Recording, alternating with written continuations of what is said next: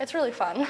Do you feel like you've changed as a result of going to Mexico? Yeah, I feel like I've gotten a lot stronger in my walk with God, just from both the devotions and the worship down there is just like amazing, and everybody around you is just there for that and to help out. So I feel like you make some really, really good friends down there, and the type of friends that you'd like to keep around, because you know that they'll always be there for you if they're wanting to go help out the kids in Mexico. Then right. So Andrew, what about you? Do you feel like you've changed as a result? Yeah, definitely. I don't think all 4 years I've gone, it's been something different, and each year's different. But so each time you grow a little bit more. Yes, change. And so I think that's one of the cool parts about going all 4 years or more than just 1 year, is you really get, I guess, a full experience of the trip. Does anything stand out to any of you as being maybe the most memorable thing of the trip that was just life-changing? Maybe not to you, but to somebody else. I mean, did something really stand out in your mind? We actually, on Thursday night after we come back from Ensenada, we do worship and everything, and then we have a bonfire, and that's where people get, or also lots of people get baptized. Like I got baptized last year, and where do they get baptized? Is there a river close by? We make a baptismal actually. We build it. Like last year, I built it because I was getting baptized. My sister built it. Yeah. So you know carpentry too. A little bit, yes. I've learned everything I know from Mexico trips. Yeah, good. And lots of people did this year too. Yeah. And then the bonfire is just a great place to hang out with the older kids from the orphanage, and also to just hang out a little bit. Have you made friends? Yeah. Maybe do you stay in touch with some of the older kids? Yeah, there's a lot of kids down there, Augustine and Leo, and a lot of kids that we still keep in touch with, whether it's through Facebook or through just whatever, and they all remember us from last year's. And do they look forward to seeing you come? Yeah. Yeah, they're glad. Do you write letters or emails? Or no, I guess no emails. They don't have computers. Well, they have access to computers Well, somehow. they have access. Okay. I'm not quite sure where their computers I see. are, but So can you do emails with them? yeah, I'm friends with them on Facebook and stuff. Oh, so cool. I try and translate what they're saying as their statuses and try and get an idea of what's going on with them. So that's So it's very fun. life-changing for you. Yeah. So when you go down and you go walking in the morning and you probably see other people from the community, how do they see you? What do you think? Do they think, oh, here come the gringos, or are they glad to see you, or? No, I think I think the community really accepts us, and we go to church on Sunday to the local church, and we've gone there the whole time, and so the people at the church, we kind of get to interact with them, and I think they like us, and we try to be as respectful as possible, and as we're representing America and our church and God, so I think they accept us. So. That sounds great. So what's it like to go to church, and it's all in Spanish? Of course, some of you know Spanish, but what's it like to go to church and it's all in Spanish? And the songs and everything, are they different songs? It's definitely a different experience. Okay. Some of the songs you can recognize, it's the same tune, so we try and sing along in English, but it's kind of weird. But it's a lot of fun.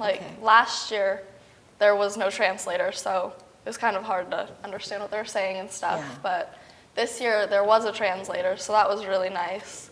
So she was translating the sermon, so we actually got to understand what he was saying. So that was helpful. Yeah, it was really nice. Yeah. And amazingly, this just showed how God was working. Our acronym for the week was LOVE, and the pastor at the orphanage was speaking about love that week. So it was just really cool to see how that connected. He had no idea what we were going to talk about, so it was just showing how God worked. That's awesome. Yeah, it was really awesome. cool to see. Yeah. And you interact with the kids. What about the little kids? Do you play with them and do things with the little kids? Yeah, we actually hang out with the little kids a lot. Okay. We've played tag with the little kids, and I know last year Andrew was quite a jungle gym. You were a jungle gym? Well, they had this... they climbed on you? Yeah, they had this little play structure with a slide, okay. And so I got on top of the slide, and there's 3 or 4 kids that wanted to go, so I had 2 on my lap and 1 on my back, and so I just went down the slide, and then we all ran back up and went down the That's slide. great. We probably did that for like 45 minutes to an hour, and they just loved it. I bet they did. And It sounds like I fun. loved it too. It's just a great experience. Yeah, to so that's good. see that. So you see all these kids that don't have a mom and dad right there. They may have a mom and dad somewhere else. Do you feel that through this experience, seeing what you have at home and a mom and dad and maybe other siblings, do you appreciate more what you have here than maybe you did before? Do you appreciate it? By far. Like, it's just amazing to see, like, here in America, we forget how much we really do have, and, like, Yeah. we could have it so much worse. Like, down there, like, they don't always get showers. We take that for granted. Like, I know, true. I love my showers every day. That's right. But, I mean, being down there, like, just little things will pop out at you. Okay. And it's like, showers. Yeah. We don't always get That's those. the first thing like- you notice. Yeah, like, well, I mean, right away it was like, oh no, we don't get showers. Like, Right. that's gonna be hard. Then, oh no, we don't get our electronics. That's gonna be weird. We don't get our beds. You know, like, we're sleeping on like hard pieces of plywood with a sleeping bag. Oh. Are you on the Like- floor when you sleep? There's triple bunk beds that I are just see. pieces of plywood that you Okay. have like we all bring like mats, but Okay. So like it's a little so softer. it's like camping kind of. Okay. So I don't know. The little things are what pop out at me, like, and really Yeah. get to me. That's what Right. gets to me. And Ellie, what about you? Yeah, you can just tell that almost the kids down there are more thankful for the stuff that they've got because they've got so much. They don't have as much as we have, and they don't take it for granted when they do have it. Like often water is a problem, and food could be a problem, and up here we don't really think about that as much. Right. We think about it as more a right rather than like something to try to actually have to get. So you've really learned a lot. Andrew, do you have any Yeah, thoughts on that? yeah. I think just like seeing them, and they don't have their mom and dad around, or Yeah. a band, and that just really like enforces my family at home. As I have a mom and dad, Yes. brother and sister, and I just after Mexico, I just see how lucky I am to have a whole complete family that we all love each other, and so Right. that's a special thing. So when you come back, your outlook on life has changed, you would say.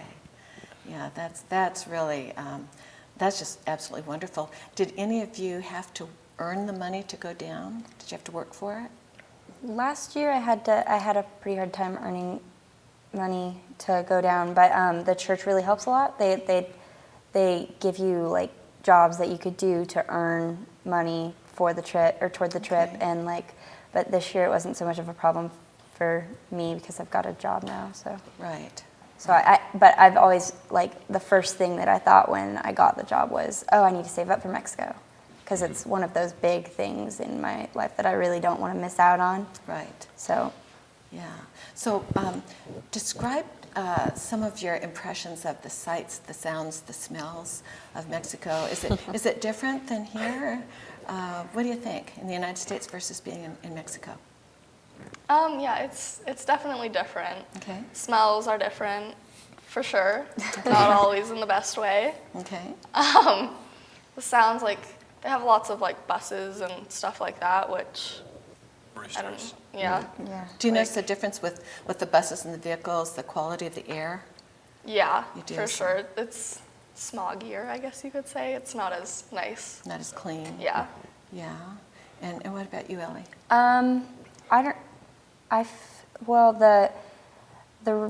It just seemed like a more close-knit community and stuff, and when we'd take our morning walks, we'd just go up into the vineyards or something, and it would be gorgeous, and there wasn't really a bunch of super paved roads or anything, and it wasn't all completely built by humans or anything.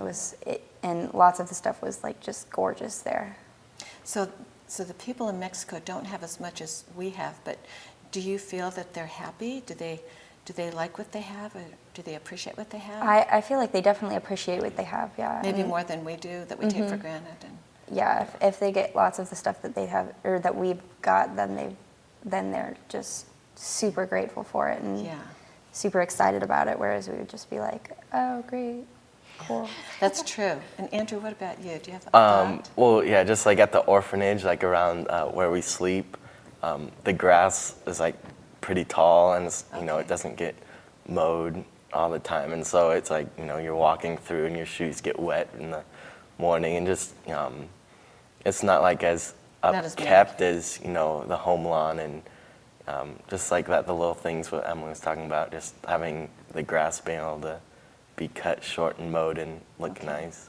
So It's nice. I'm hearing that maybe it's not quite as nice as the U.S., but yet all of you are willing to go back year after year. Andrew's been there 4 years, and 2 and 2, and what is it that keeps drawing you back? It's hard to put into words what it is.